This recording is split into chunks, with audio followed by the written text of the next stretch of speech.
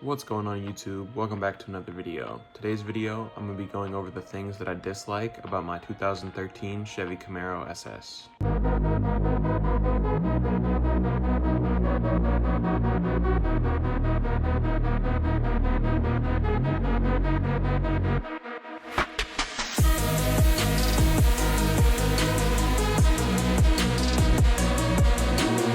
If you missed my last upload, I went over my 10 favorite things that I like about this car. I'll put a link for it up here in the corner.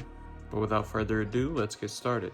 The first thing I dislike about this car, and probably the first thing you'll notice when sitting in one of these cars, is the poor visibility. The blind spots in this car are pretty insane, so if you get one of these, make sure you double check, lean forward, look in your mirror, make sure there's nobody in your blind spots before you go over. Otherwise, it just kind of helps hide all the slow Mustangs and Dodges and stuff that you leave behind. Up next, one of my personal complaints. I haven't really seen anybody else complain about this issue, but I have a problem with the Bluetooth on the radio randomly disconnecting. Granted, the car is from 2013, so I'm not sure how long Bluetooth technology had really been around at that point. But it seems to happen whenever I'm playing a song that I don't have downloaded on my phone and I'm in an area where I don't have the best cell service and it's like buffering to load the song, for some reason disconnects the Bluetooth. Then after it disconnects the Bluetooth, it just takes forever to actually be able to reconnect to start listening to music again. Up next would be the active fuel management, and there is actually a really simple fix for this. If you want your 2013 Camaro to not have active fuel management, get the manual version or get a ZL1.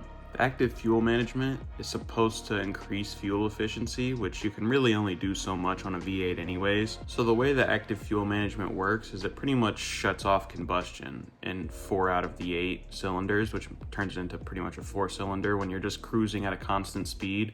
And because of that, it has special lifters and valves, which tend to fail. Which the lifters failed on me, and I didn't have the car paid off at the time, so instead of replacing the cam and deleting the active fuel management, I kept the active fuel management and replaced it with a factory cam instead of getting an aftermarket one.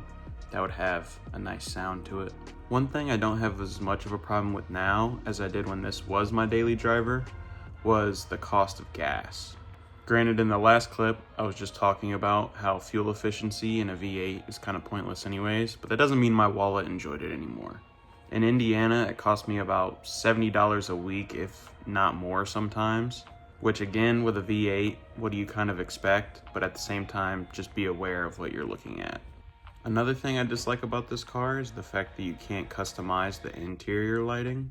On the 5th gen Camaro, you have this plastic trim in the door that has a light going around the outside, but it's always this bluish color, which in the 6th gen, you can customize these.